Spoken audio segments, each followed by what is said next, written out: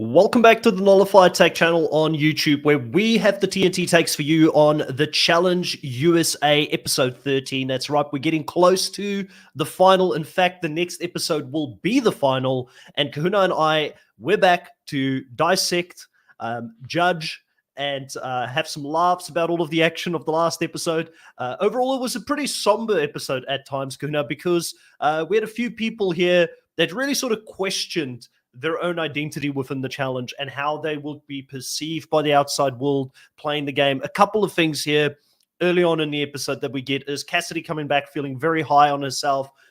Why wouldn't she? She's just won 3 arenas. She's doing extremely well at this point. The confidence is with her.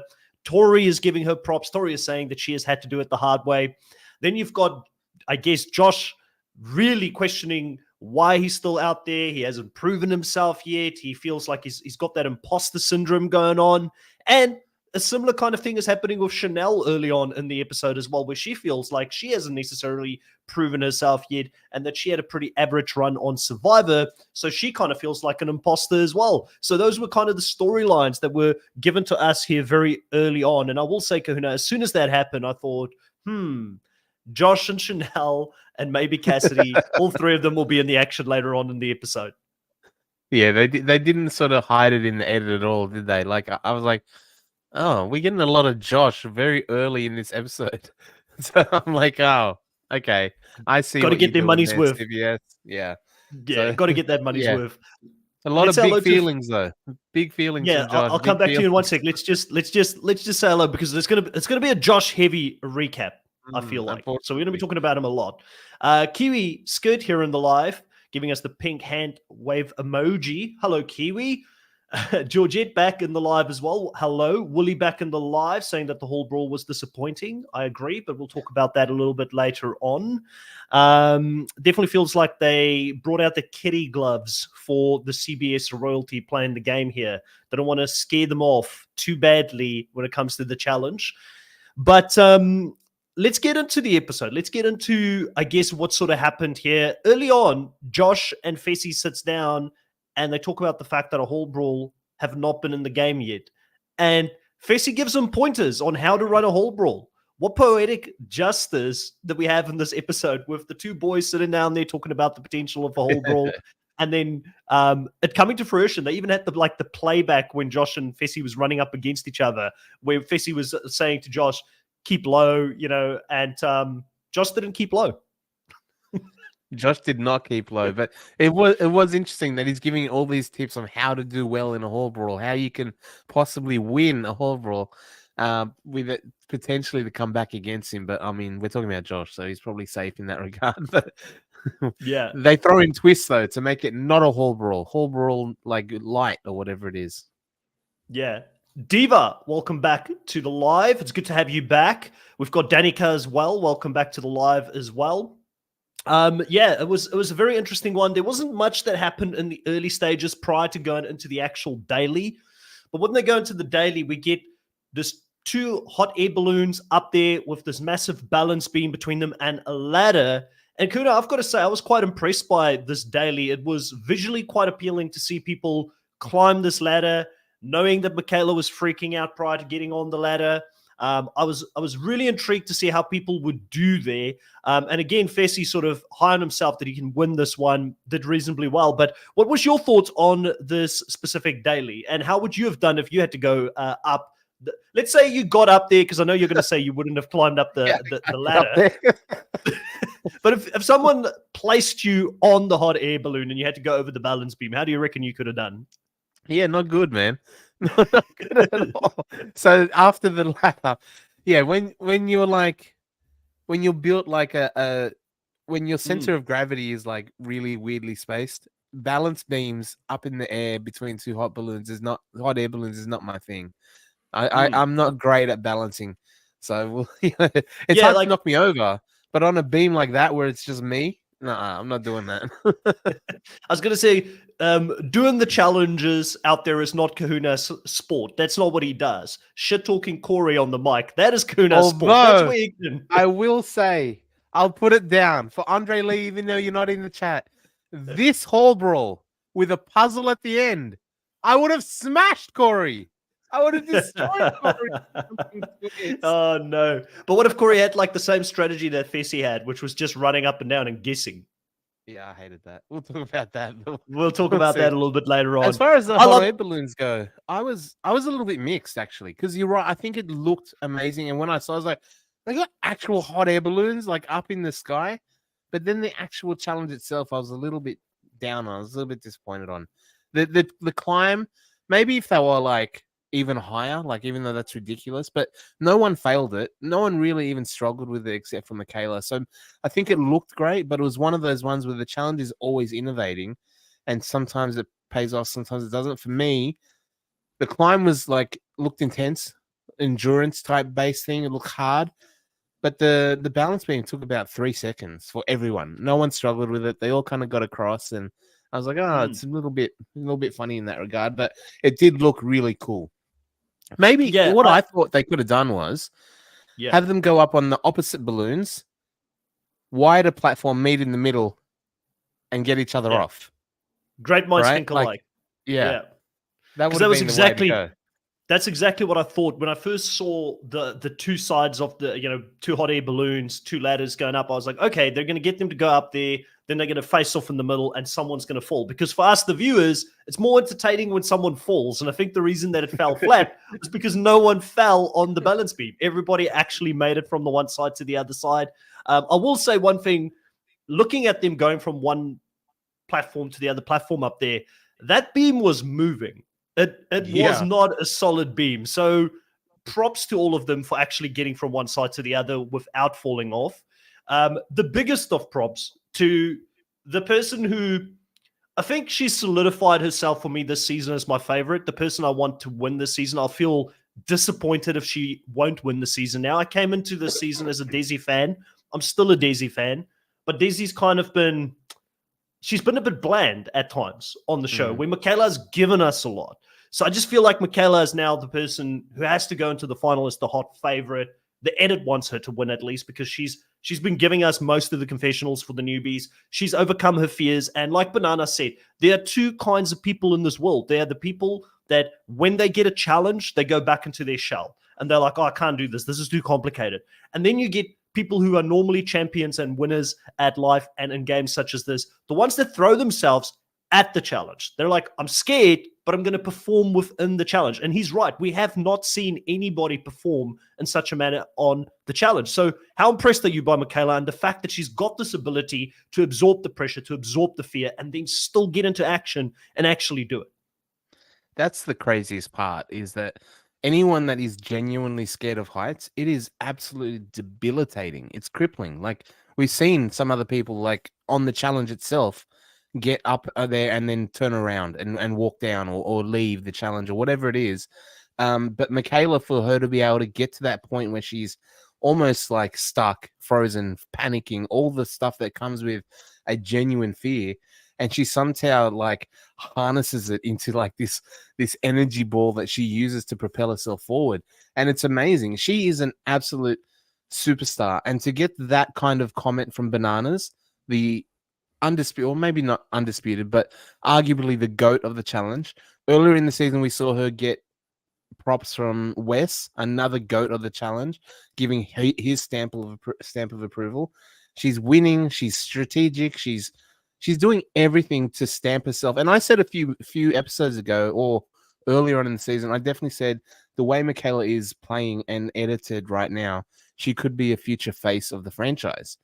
And the I funny agree. thing is, she's actually playing it with the current female face of the franchise. Tori is dubbed the queen of, like, not by the fans. She's getting a lot of, she always gets a lot of flack, but by the production, definitely, she seems to be the favored female at the moment. And Michaela is on a season with her, outshining her, outperforming her, out everything her, and that's the current the current champion of the flagship season, and the Yeah. current sort of favored princess of the show. And Michaela's beating her in everything at the moment. It's amazing.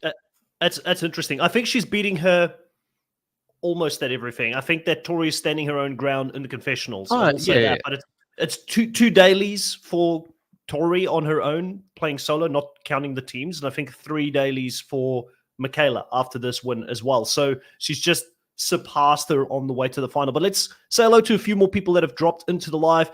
Elise, welcome back to the live. Pete, welcome back to the live as well. Danica says, I thought Joss had good final edit prior to this episode. His confessionals looked happy and smartly dressed as though he'd won. Sad for him, he didn't make the finals, but okay with him not winning. We will talk about that a little bit later on. Willie says the daily wasn't good because I didn't see the timer. So again, there's always going to be the whole thing like someone from production could have someone from production could have like done what they wanted to do to get who they wanted to the end. But I don't think that was the case, to be honest, because I don't know if they necessarily wanted 2 survivors to win this, and if they wouldn't want to favor people that they've invested a lot of time in over years and years to get to the final. So I don't know if I'm with that. Elise says the daily and eliminations were both boring. Danica says, I was so glad Michaela won. I'm really rooting for her struggling and still winning. She's a boss, definitely. Pete says collecting something along the climb and then assembling or solving something after the beam would have made the episode better. Yeah, that would have been actually really cool. Imagine if they had to go up the ladder, Kahuna, and as they got inside of the hot air balloon, there's a puzzle for them to complete before they can go onto the beam to add like an extra level of complexity to the timer. I think it would have set people apart. They could have added more to maybe, like, you know how they always do things where they have to go along something and get they're either jumping or reaching for a peg or a stick or something like that. Maybe along the beam halfway down, you have to actually bend down and get something from underneath, or you have to kind of figure out some sort of, rather than just slow, like that would have been hard, and maybe we would have had a lot more falls. But yeah, some added level of complexity to it. I would have seen the fight at the top knock each other off, even if they did it with the pads from Hall Brawl, something like Gladiator style with the battens. There's something at the top where they sort of meet. You couldn't do it with 5 women, so yeah. Yeah, no, I agree with you. Dedica here says, Willie Lloyd, I bet next season they will start having timers and more visual accountability. This has been an issue on the challenge for a very long time, Danica, and people have complained about it, I feel like, for a very long time. So if they haven't done it up until this point, I don't know if they will do it moving forward. We'll see. Kiwi Skid says, yes, totally, Pete Casey needed more to the challenge on the daily challenge. Danica says, I wonder if they're eating the CBS group into the challenges. Easing the CBS group into the challenges. The USA are not as risky or cutthroat. I think some of it probably came down to complaints that were made from the previous group. I feel like probably made its way into this one. But anyways, I've got thoughts about it. You guys are coming in hot here with the Hall Brawl, and we want to keep the Hall Brawl chat for a little bit later, so we'll bring it up. Kiwi Skirt says, if they are going to continue using the kitty gloves, then it isn't a real challenge. How can they all call the challenge when there's no challenge? Yeah, like I said, I've got thoughts. We'll bring it up a little bit later on. Pete says Michaela did what Darrell probably wouldn't have. That is something of note for me. That is true. Willie says, imagine if Michaela and Daryl became partners on a season. Michaela would kick Darrell's ass and tell him to get it done. just move. Do it. I hate heights as well, but let's get through it. That was MTV. This is a CBS. Yeah. It's true. There is some slight differences, but I think majority of the show is still being run by the same people at the end of the day. But CBS probably has a little bit more of a directive that they definitely. I know CBS has a lot to say when it comes to things like The Amazing Race and Survivor as well. I don't know how much they're interfering with the production currently on the challenge, to be honest. But overall, there were 14 seconds between Tori and Michaela. Michaela winning. And then between the men, 3 seconds between Faisal and Chris. Chris finally getting another dub here, finishing extremely strong with 2 dailies in a row, heading into the final. And you've got to say, Kahuna, all the momentum is with him. He's won 4 eliminations, 2 dailies. Who's going to stop this guy in the final right now? Is there anyone that can just stop him? The only one really, like, just based on reputation and history alone, would be Bananas. I don't think Fessy and Corey are touching Chris at the moment. So for me, at the moment, it's Chris and Bananas, or Bananas and Chris, either way, 1A, 1B. But Chris is having a phenomenal season. He won 3 eliminations in a row, including one against Wes, and then 2 individual dailies to get him to this final. He's Mike Holloway'd his way into the, like, all the way through. And I know that there's this guy I've told you about before, Chris. His name's also Chris. He puts maths and he does algorithms towards, it's a good name, towards ranking challenges. And I asked him, I said, is Chris putting together potentially the greatest individual season ever? Like, statistically, what he's done, or debut season. You wait, yeah, or if you wait extra, if you add any extra, because it is a rookie season. And then when you think about the vets that he's actually going up against and has taken on and has got to this point with, it really is impressive. Like, if he doesn't win, if he wins, it'll be the greatest individual win season, I think, ever in the history of the challenge. If he doesn't win, he's still solidified himself as one of the best people to ever step into the game for the first time. It'll be different to see how he carries on, if he can keep the success going, or if he gets targeted too much or whatever. But this one season that he's putting together is something we haven't seen before in the challenge, which is phenomenal to see. Yeah, it's like I've said it many a times here before, Chris was sort of primed for the challenge with the way that Survivor worked in his season, having to fight his way back in the game to win it at the end. That experience came in really handy so far within the challenge, and it has translated really well. And I also think the fact that Chris came in with probably not the biggest target on his back. People weren't looking at him at the start saying, we need to get this guy out early on. Where if he does come and play a season in the future, be that season 40, Battle of the Champions, or whatever they want to bring him into in the future, they may look at him and say, well, this guy is somebody that you don't want to see in an arena. CT is someone we don't want to see in an arena. Let's throw both of them against each other. Something like that. They could target him early on and try and get rid of like a big threat in the arena early on. And that's what I would have done if I was out there. Plus, he doesn't have the relationships yet and the social game, which is probably still the weakness for him, that other players will have in a game such as that. So I think he could still be a target if he comes back. How would he handle that? It's kind of like when you get a sports player playing their rookie season. They bring a lot of new flair to the game. People don't know quite how to read him and work him out. And he has a great season. And then the second season, people have worked out the running lines. They've worked out how he plays. They've done their work, the analysis. So it's going to be interesting to see how that goes. And I do agree with you. Bananas is still a threat to win, even though he's a bit older now. Clearly, it's shown that players still respect the 7 titles, because there was a move here later on where they're trying to get the 7-time champion out of the game. They don't want him to run a final. Pete says, Josh cries on the challenge like Tom runs in movies. My mom asked me, do you not like him being emotional? And I said, no, I don't like how he can harness or control them. Right. Interesting. Well, I do think personally, and obviously Josh has his moment here, goes back. He's in a bad place, because now after this, they got to talk about, actually, we're probably jumping the gun slightly in regards to this. Let me just backtrack a little bit. Back at the house, Faisal talks to Josh about the 7-time champ. They need to vote him out. This is where we need to go. But there's this conflict in Josh's mind right now, because one of the things I will say about Josh, and I've warmed up on Josh a lot over the last season or two. I know people have always liked to bag on Josh because it's an easy thing to do. He's the goof. It's easy just to fall back into the pattern. Let's dislike Josh, and he brought a lot of that on himself in earlier seasons. I was annoyed as well, but I'm always open-minded to anybody coming back playing the game where I'm like, I'll give you another shot. Prove me wrong. Prove to me that there is more to you than the edit that you had in the previous season. And Josh, for the most part of the season, I thought was really in control of his emotions. He had that one freak out moment where he was forcing his team to vote the way he wanted, or he would go into the arena. He still does bonehead things at times where he's like, I'll vote myself in rather than voting for Bananas.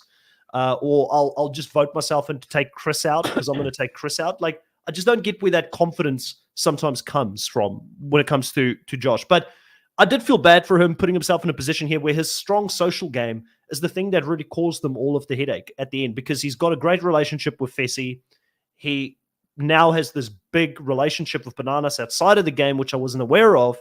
And those are the two people he don't want to go against. And Corey, he doesn't feel as aligned with and wants to vote there, but Faisal looks at it as a direct attack on him. So Josh was between a rock and a hard place in this specific moment.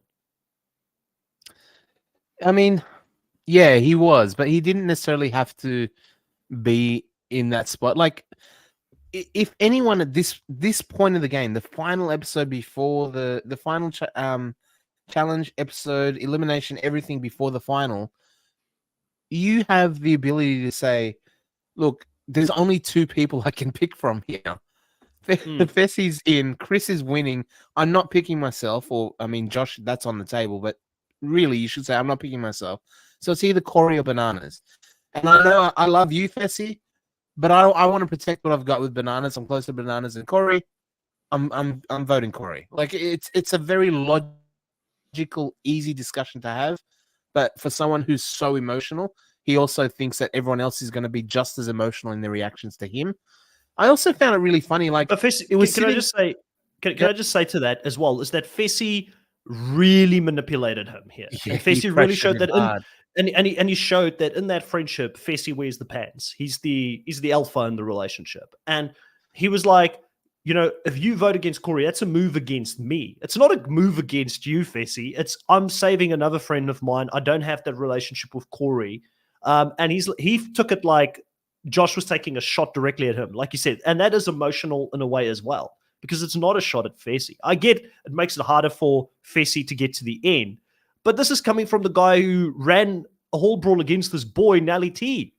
You know, he took a direct shot at someone. So what moral high ground does he have? Not his strength. Yeah, not his strength. But, like, first of all, the one thing that sat really funny with me was they were acting like, well, first of all, Fessy was obviously very, very scared of Corey after getting wrestled and manhandled in that other challenge. He didn't want to go up against him in the Hall Brawl. That stood out to me. Fessy, who is 2-0 in the Hall Brawl, 3-0 in the Hall Brawl now, but has said he would beat CT in a Hall Brawl. He thinks he'd beat Zach in a Hall Brawl. He thinks he's untouchable in a Hall Brawl.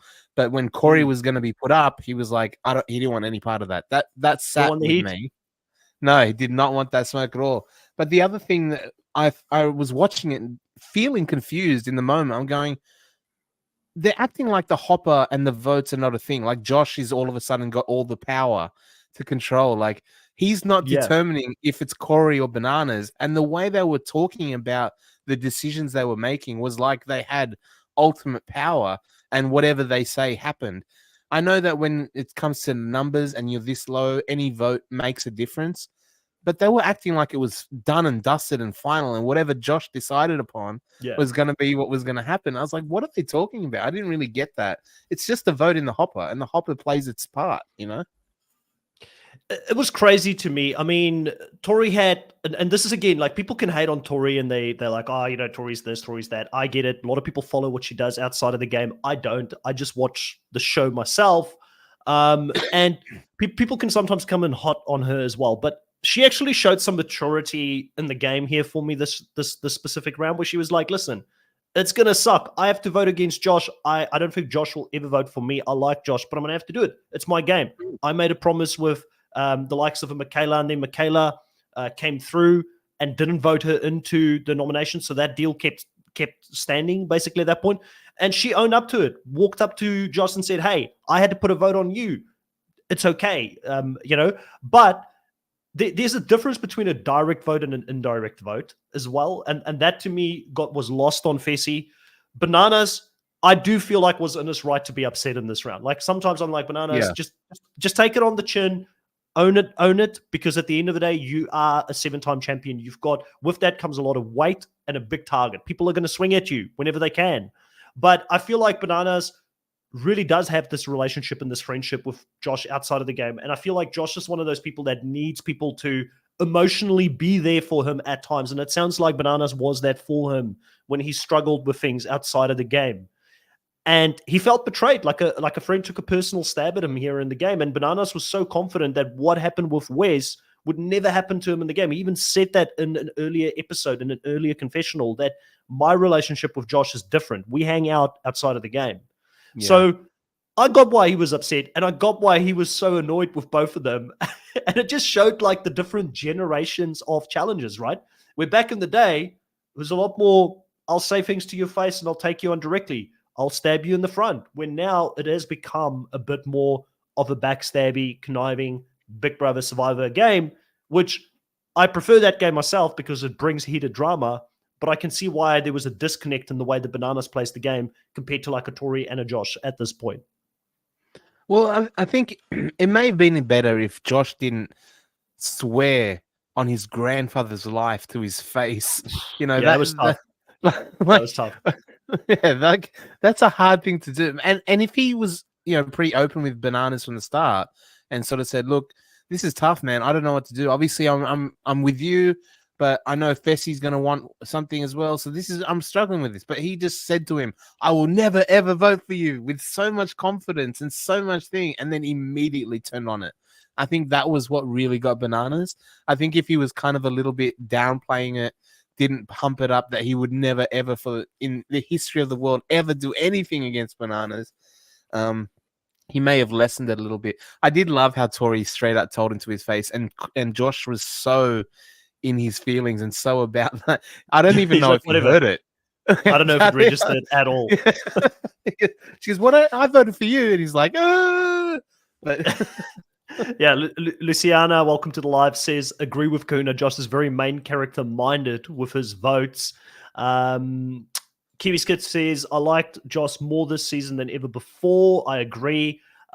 Peter says, in his interview with Angel Cake, that's with Drew, he showed me how he is super cool in real world, but how different he is on camera, that irks me. And everybody that we've ever heard of, when they talk about Josh outside of the game, they say he's a really nice guy. And I actually do believe it. I think Josh is that kind of guy. He's, it's all about family, and if you're like one of his close friends, you're family, and he'll do everything for you. I do think he is that guy outside of the game. Pete says, amen, Chris. Tori did what Josh should have done. Let's have a look here at a few more comments. Knock, knock. Welcome back to the live. Says, historically, Bananas always takes it personal when people he works with and break their word. The grudge also carries over into the next seasons. Like a good cancer, he doesn't forget. So definitely he has done himself no favors here at all. Interesting enough, let's go into the nominations here. We've got Michaela and Chris, the two survivors, sitting there saying that they've now proven that survivors can pack a heavy punch in the challenge. That was already proven last season by Danny and Sarah Lucina. Yeah. But they're definitely carrying on a bit of the legacy here in this next season as well. Michaela wants to keep the word or the promise that she's made with Tori. She's not afraid of running against Tori directly. And I do think that this is a smart move by Michaela, especially if she wants to become a mainstay person in the challenge. Tori also probably will not forget the fact that Michaela could have taken a shot at her here. Even though Michaela she's been tempted more than once to take that shot. She hasn't taken the shot, which hopefully counts for something if she does play the game again. The most interesting one for me was how both Survivor players turned on Cassidy and didn't even take a second to think about it.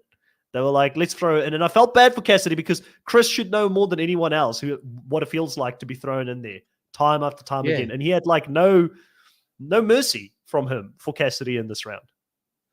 Well, the really interesting thing in this is that obviously he knows that he's into the final now. He wants the woman's side to be stacked, but he's going to potentially be paired up with. Yeah. So like I was a little bit funny. I was like, you're not even going to try like even one word to save Cassidy at all. Like not even like a fake one just to throw it out there for camera. He's like, okay, cool. Whatever. Whatever. No allegiance.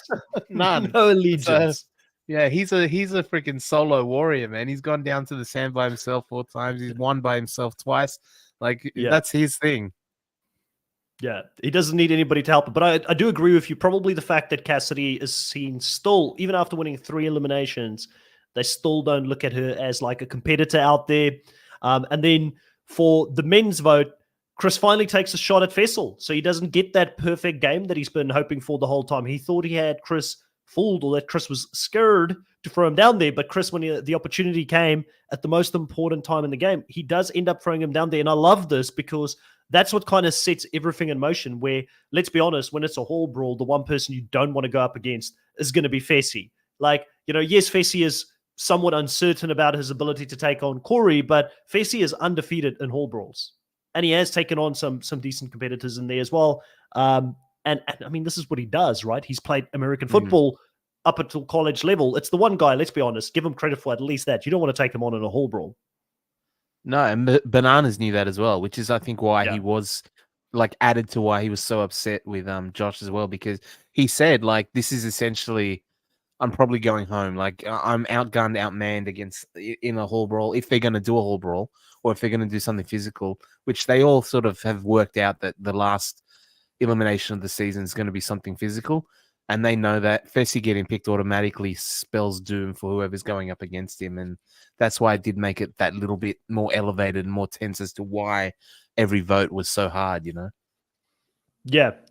Wally here says, I still think Chris should have nominated Bananas because he is a 7-time champion. And when you win 7 times, you become dangerous. There is real, not only did my co-host for the draft not respect Bananas coming into this draft, and he's proven me right that there's still some kick in the legs and he's still in the draft. And in fact, I think I need to bring up the draft at some point. We'll probably bring it up in the final week, and I'll try and ask Drew what the points were on that so we can actually get a conclusion. But I feel like I've got the most people still left in the game going into the final, which is really good.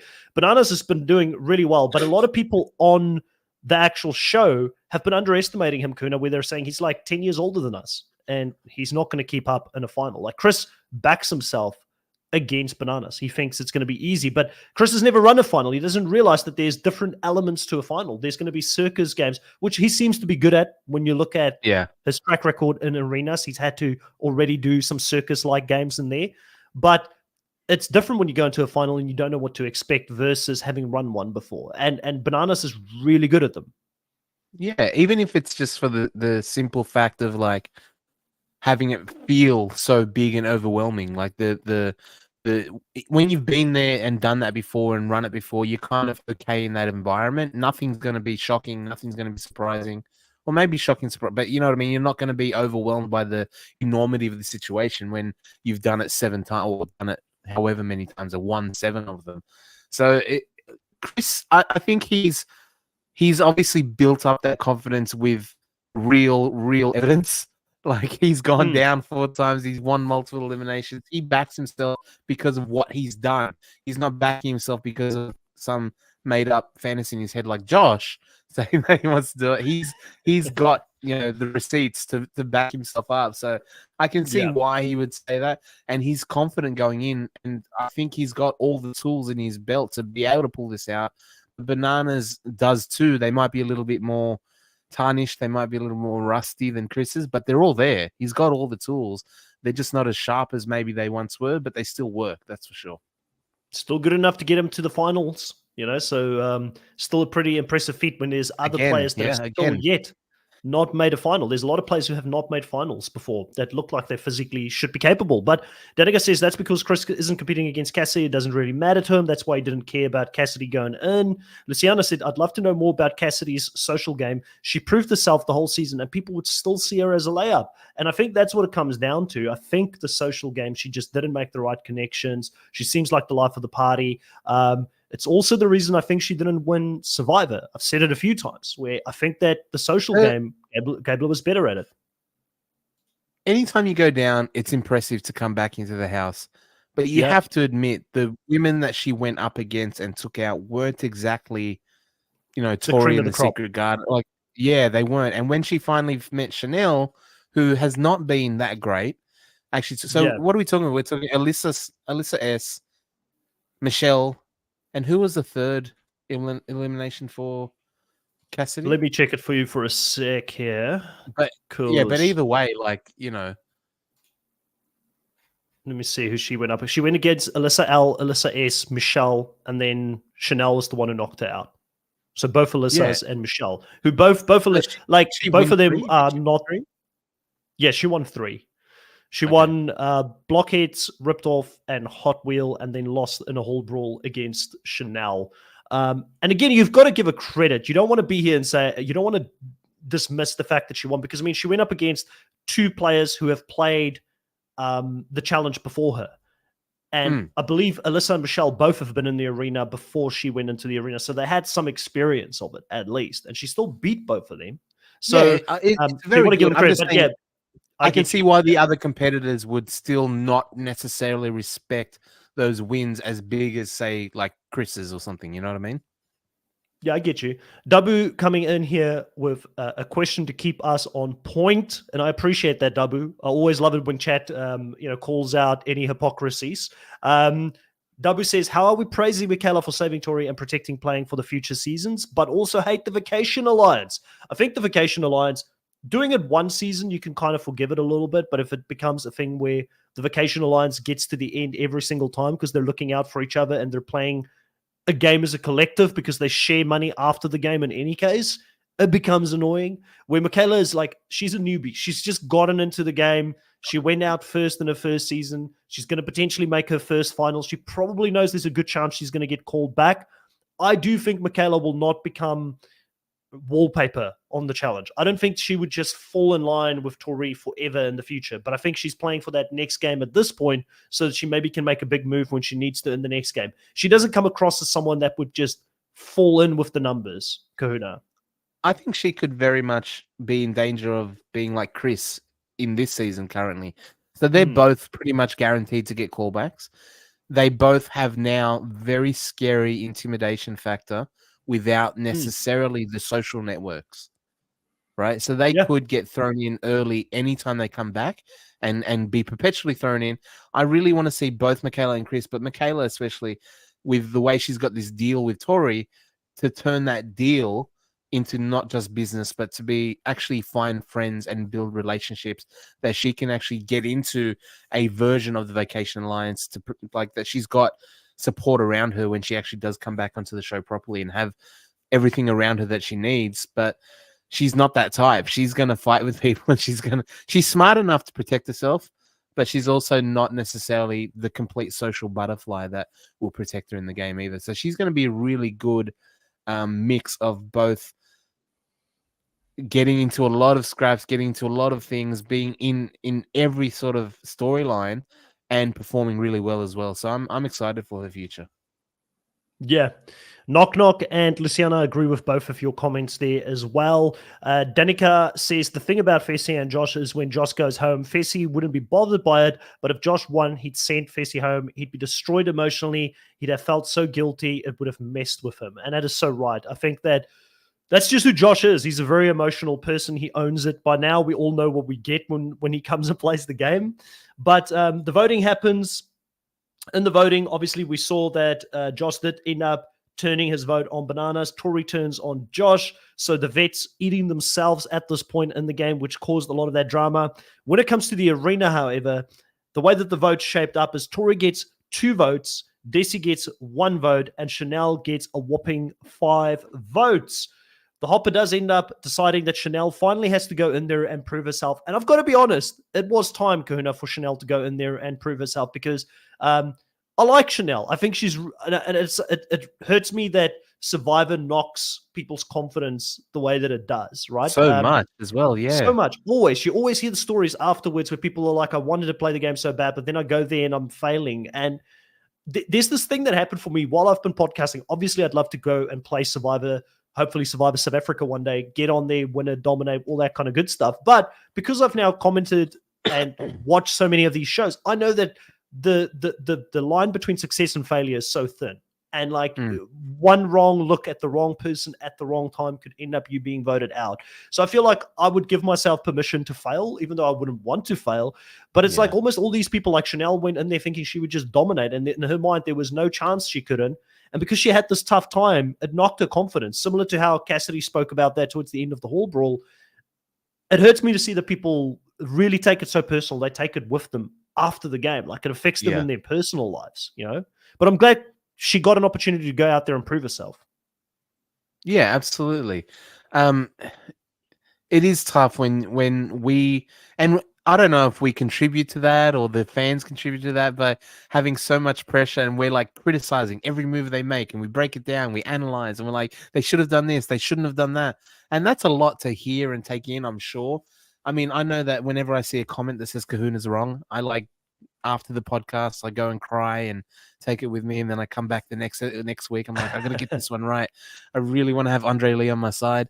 Yeah. But yeah, like you want it to has to stop get to you. getting Nikki sending you DMs afterwards about your hate for Corey. It's like, I'm going to try my best not to hate on Corey on this episode. I'm going to give him some credit, which you did. In fairness, Kuna, you did. You said that Fessy was scared of him.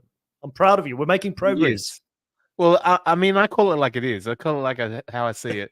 And when I don't think Corey's going to win, I don't think he's going to win. But we had a good thing going here, Kuna. You could have just left it at definitely that. scared of him. Fessy is definitely scared of him to the point where he was like going at Josh for it. So yeah, definitely, I agree with that.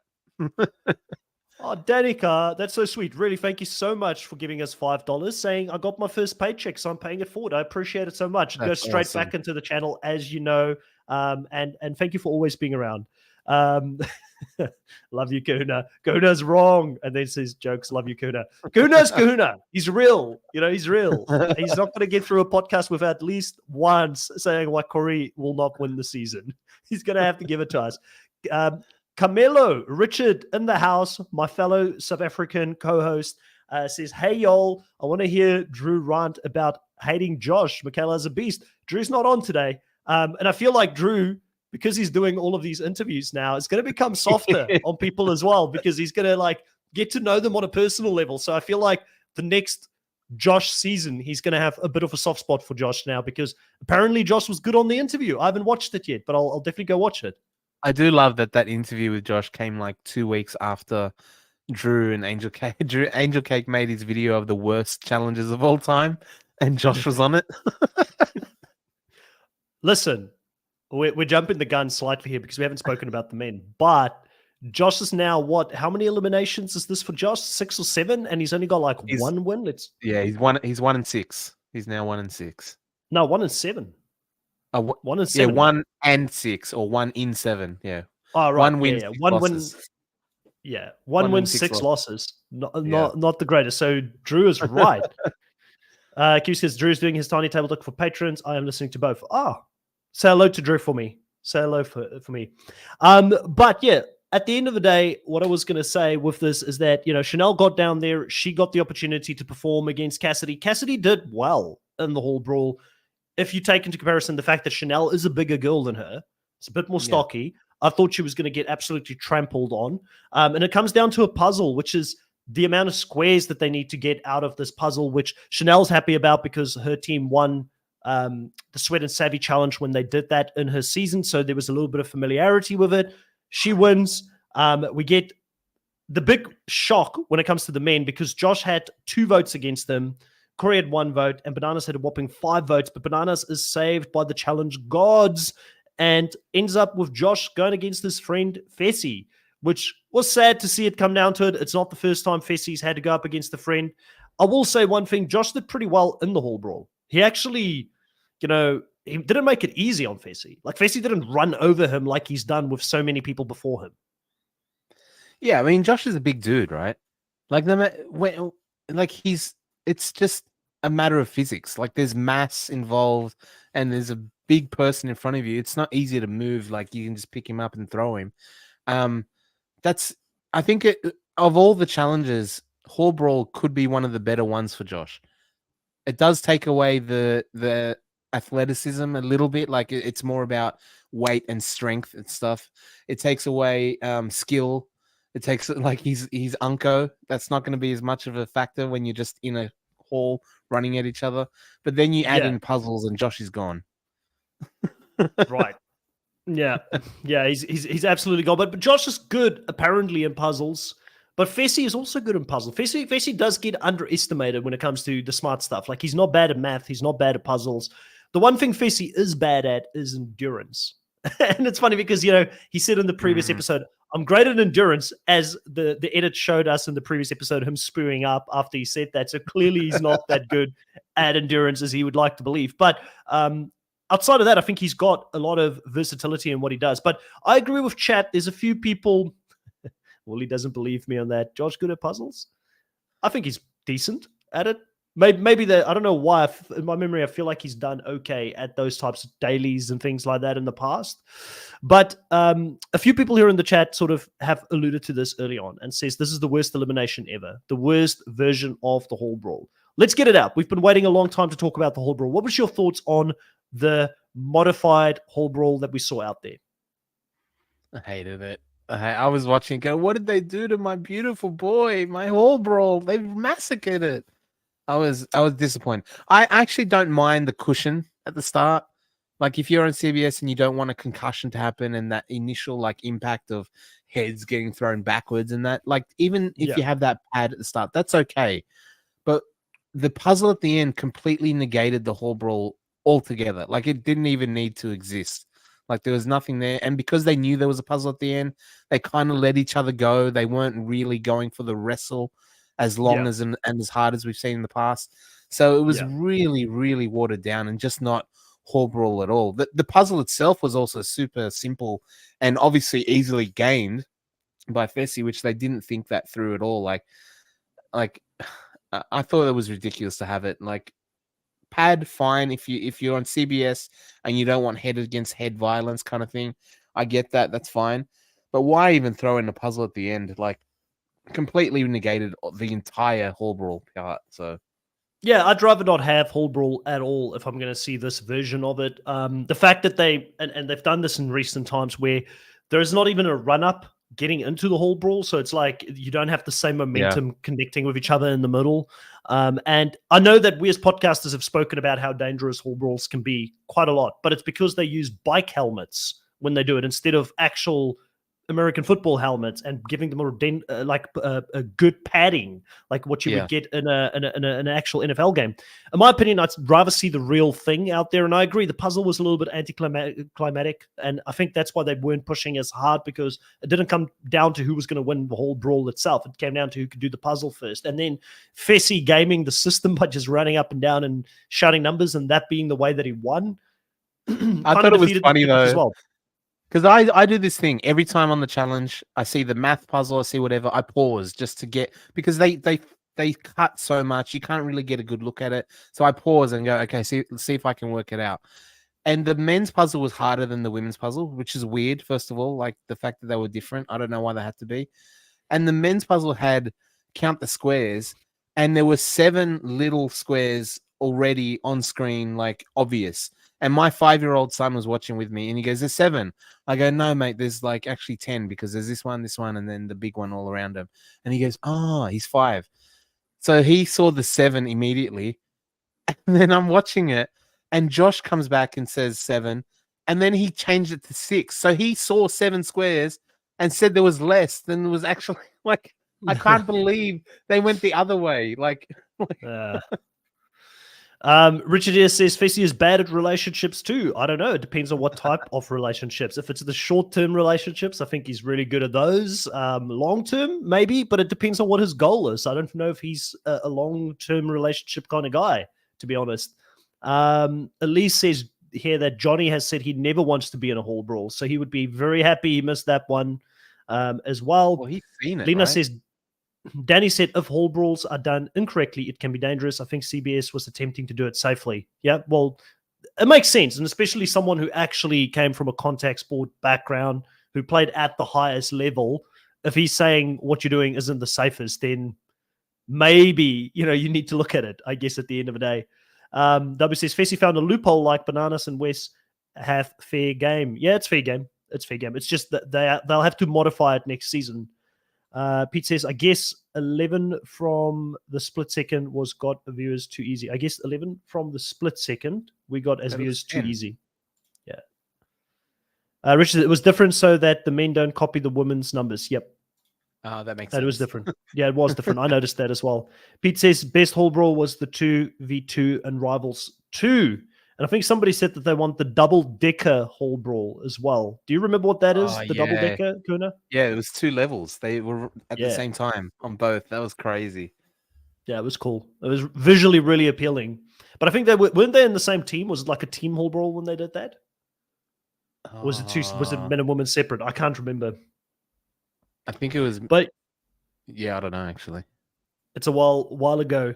All right, so we get to the end here of this. So we do have obviously Josh losing. We have Cassidy losing. No TJ saying, "I hope to see you guys in the future." At the end there, I Yeah, didn't hear that from him, which was pretty strange. I thought, pretty mundane one from TJ. He didn't pump him up at all. I thought after Cassie doing 3 eliminations, Josh yeah, being there for a number of years, I thought he would have hyped him up a little bit. But interesting choice of words from TJ there. I've heard that Josh has come out and said that he needs a break from the challenge. Like he might take a break. So it's interesting. I think probably from a mental standpoint, he's just I'm over it for now. Like I just want to go focus on life outside of this. Do you call cap on it? Do you reckon we'll see him back for season 40, 41, USA 100%. 3? I mean, there's so many variations of the challenge now. Surely the money is too good to stay away from. Yeah, he's coming back easily. He can't stay away from the limelight anyway. One thing Yeah. I am happy about Josh doing his thing to Bananas, when you mentioned TJ, what he said to him on the way out, the one great thing is that by Josh turning on Bananas, we did get to hear the old TJ line again. Don't take care. Hope to see you never. But this time it was Bananas quoting TJ at the confessional to Josh. So I love that line. It's so good. I want to put it on a shirt or something. Yeah, so Willie says it was men and women separated. It was Ride or Dies with the double-decker hall brawl. Horatio and Olivia versus Johnny and Raven.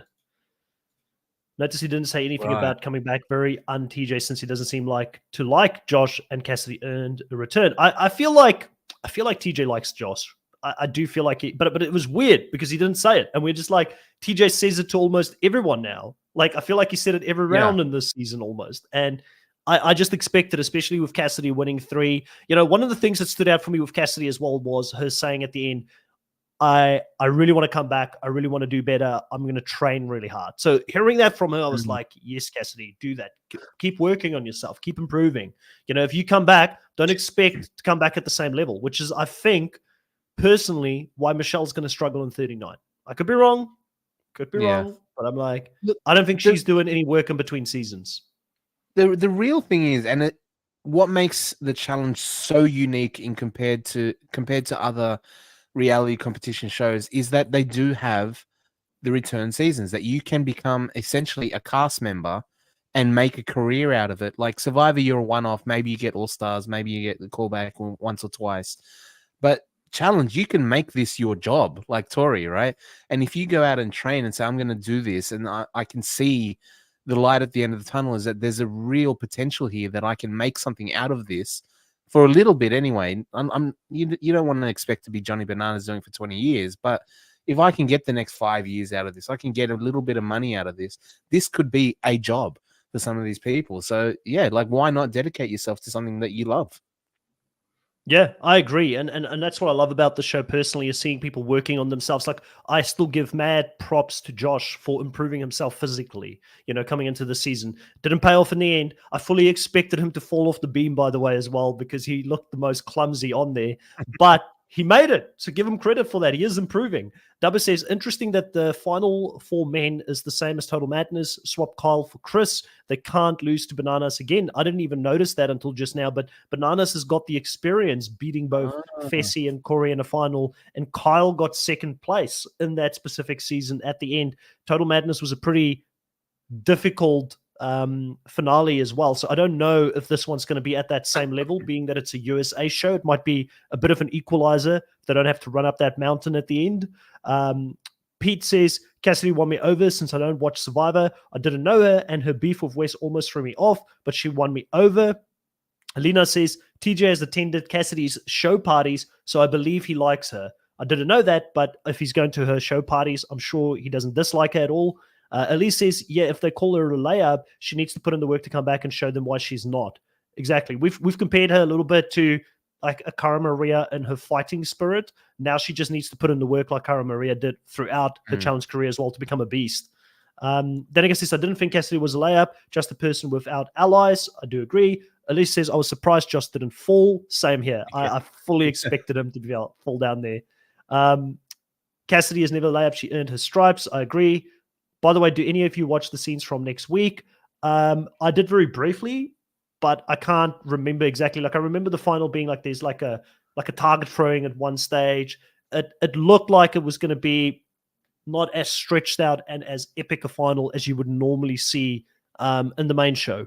So that could be a big equalizer because Bananas might be better over those lengthy periods in a challenge. Like if it's a really big final. I think Luciana it's 2 days says, at least, right? let's hope. It's one episode left, so I don't know if they can fit 2 days in one episode. If this was the main show, we would have gone for 2 more episodes with 2 days, definitely. And then a reunion show after that. So it would have been 3 more episodes probably left. Luciana says, Josh improved even emotionally. Last episode, he kept it cool when he was voted in by Chris. Then this episode happened and showed that he has more to grow. And I think he's fighting against his natural instinct, right? Kiwi says, told Drew you said hi, and he said to say hey back to the nullified tag. There we go. We got a response from Drew. Jacob says, my man, Chris Underwood, killing it this season and ending the doubters. He better win. There we go, Jacob. He's doing really well. Very proud of him as a survivor, former survivor player. At least they're so happy we're going to get classic copy projectile vomiting in the final. That's true. We saw Corey. Yep. Corey was struggling. Lita says, I thought I saw paramedics. I was curious if anyone else saw that. I did not see it. I can't remember. But it's not impossible. It wouldn't be the first time or the last time that that's happened in a final. But I think that's it here for this week. Is there anything else you wanted to? Yeah, is there anything you wanted to leave us with? Predictions. Words of wisdom? Predictions. Who you got next week? Bananas, Chris, Bessie, Corey. We're down to it now. We're at the final. I think for the women, Michaela is going to win it. I've just got a feeling this season is hers. The momentum is there with her at the right time now. She's won, 2 or 3 dailies in a row. Physically, she seems super capable throughout it. I don't know why. I would have said Tori or Desi earlier in the season, but it's actually let's just say it's a tough final because it could be any of the 3 of them. But if you're forcing me to make a decision now, I'm Team Michaela for the final. I'm hoping she gets it done for the women. And then for the men, just because of I don't know if this person will win, but because of the story that would be told if they did win, I'm going to back my namesake Chris for the men, because can you imagine the season that he came into, having to win 4 eliminations, constantly being out, kind of playing a similar game to what he played in Survivor, socially, strategically being found out, but then still, like you said, Mike Hollowaying his way to the end, a famous Survivor winner who did that. I think it would be a pretty epic storyline, and I'd love to see a new champion, and I'd love for the new champion not to be Fessy or Corey at this stage. Like I'd like to see the story of the underdog Chris, coming from the Survivor underdog story into the challenge underdog story. So Chris and Michaela, they've got my vote going into the final. Who do you have, Kona? Yeah, I think Chris as well. I'd love to see that. Like I said, I have this thing about one of the reasons why I love Bananas is because he is a 7-time champion winner. And I have this thing about, I like witnessing greatness be great and seeing legacies play out in real time and actually seeing it rather than after the fact going, oh, do you remember that cricket player from the 60s? He was amazing or whatever, right? I'm actually getting to see it in real time. And that's what we have with Bananas. And I want to see Chris start his. I think Chris has that there. And as I said, this would make a season-long story that we haven't seen before. Women's side, at the start of the season, I was calling Desi. Michaela has done so much lately. She's really getting the edit. She's getting everything. But just so that we've got a little bit to talk about in next week, I'm going to say Desi or Tori, but I'll go Desi, you go Michaela, and we can agree on Chris. Right, let's go. Let's see how we do in the final. Kahuna is very good at predicting these kind of things, I feel like. Not predicting, but you killed me in the Survivor draft last season. So let's see how it goes on the final of this one as well. Even though I had the winner, you had more points. Let's have a quick look here. Danica is saying, Kahuna, what is your channel that has your weight loss journey on it? It's Fat Dad Slim, right? Fat Dad Slim, yeah. So anybody who's interested in following Kahuna on his weight loss journey, how many kilograms down now? About 100. About 100 plus. Yeah. Now to pounds. Let's have a look for our American brothers and sisters. What is that in pounds? It's about 220 pounds. Wow. There you go. So big weight loss journey there from Kahuna. He's doing extremely well. If you look back at videos that we did last year when we started doing this challenge content together, you'll visibly see the difference, especially in the face. So he's doing extremely well. So if you want to follow that, Fat Dad Slim is the channel. Luciana says Thanks, Michaela was the MVP of the season, both on the challenge and entertainment. Camilla also says Chris and Michaela edit wise is really good. Carlos is asking if there's any plans to cover House of Villains. At this stage, really no, good. Carlos. It was fun. I watched the first episode. Yeah, did you watch it? It's good. And seeing Bananas on there is so great, like in his little environment. But yeah, it's a lot. It's a lot to cover for us. Yeah, at the moment, there's just too much going on. I've just started a new job, which is actually keeping me really, really busy. So for those that don't know, I manage in my day-to-day job, I normally manage people, and I've got 100 people to manage right now, and I've got a new company to learn. So it's actually quite intense. So I can't at this point, but if we ever can in the future add more shows, we will. Let's have a look here. Luciana saying congrats. No, that's awesome. Elise also saying congratulations. A lot of congratulations coming in from different people here. Richard saying can't wait to watch CT for the first time soon. Yep, you've never seen him because Richard became a fan of the challenge when the Challenge USA 1 dropped, and then he's sort of stuck with it since then. I think this might be you did watch Ride or Dies, but he wasn't in Ride or Dies, so it would have been the only real season that you've seen of the main show. And then Kiwi says I'm still a vet fan at heart, so Bananas and Tori, but wouldn't mind seeing Michaela and Chris win either. Corey has had enough chances. I've given up on him, so she's with you. You're converting them one at a time, Kahuna. Don't you say Bananas has Johnny Fairplay on his podcast this week? That would be cool. That would be so cool to see. Yeah. Also, Georgette saying congratulations, and Dreadful Ruby saying I'm ready for Desi and Chris, but would be more than happy if Corey or Michaela want to. So we've got a great final coming up. Can't wait to talk about it here on the channel. And for now, thank you so much, everybody here in the live, for being with us, staying active, asking questions. For anybody that is watching this at a later stage, consider subscribing, help the channel grow the bigger we get. Maybe one day I can leave my day job. Kahuna can leave his day job, and all we'll do is talk about all of the TV shows under the world because the channel has got into that size. Then we can do all of it. So please consider subscribing, hitting the notification bell as well, so that you can be informed the next time that we go live. But for now, bye everyone. Have a great weekend and see you guys next week. Bye.